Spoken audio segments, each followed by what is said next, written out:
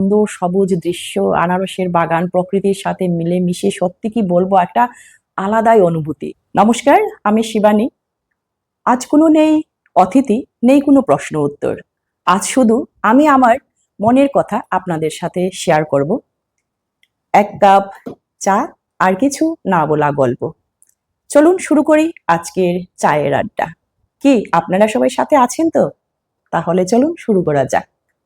Explorer চায়ের আড্ডায় আপনাদের সবাইকে স্বাগত জানাচ্ছি। আমাদের নিজের জন্য সময় একটু বেছে নেওয়া কেন দরকার? পরিবার, দায়িত্ব সবকিছু কিন্তু আমরা করে যাচ্ছি এই আমাদের সংসারের জন্য।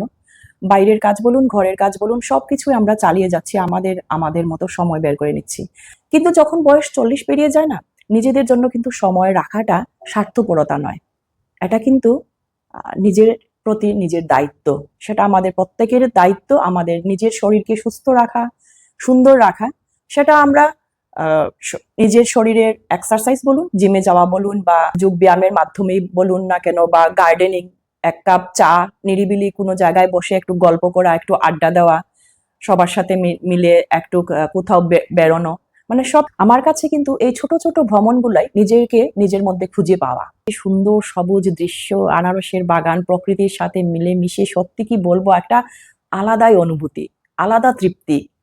সবুজের পরিবেশ, শহরের কোলাহল থেকে অনেক দূরে একটা শান্ত পরিবেশ, প্রাকৃতিক সুন্দর দৃশ্য, সত্যি সেটার অনুভূতিটাই আলাদা। এভাবে আপনারাও কিছুটা সময় হলে নিজের জন্য অবশ্যই বের করুন। আর কারোর সাথে যদি আপনাদের প্ল্যান ম্যাচ হচ্ছে না, মিসম্যাচ হয়ে যাচ্ছে, প্ল্যান হচ্ছে না, আজকে না কালকে এরকম করে যাব, আপনারা একাই বেরিয়ে পড়ুন না। কি আছে তো, মানে কোনো প্ল্যান ছাড়া, এত প্ল্যান করলে হয় না, কিন্তু প্ল্যান ছাড়া এভাবেই মাঝে মাঝে আমাদের বেরিয়ে পড়া উচিত, একদমই উচিত। মানে আলাদা একটা অনুভূতি হবে, দেখবেন আপনারা একটু। তো বলছি, আপনাদের এমন কোনো অভিজ্ঞতা আছে কি? অবশ্যই কমেন্টের মাধ্যমে জানাবেন। তো শিবানী এক্সপ্লোরার থেকে এটাই ছিল আজকের চায়ের আড্ডা। ফিরছি আরো একটা আড্ডায়, আপনাদের সাথে এসে আবারও দেখা হচ্ছে। সবাই ভালো থাকুন, সুস্থ থাকুন। আবারও দেখা হচ্ছে আরো একবার চায়ের আড্ডায়।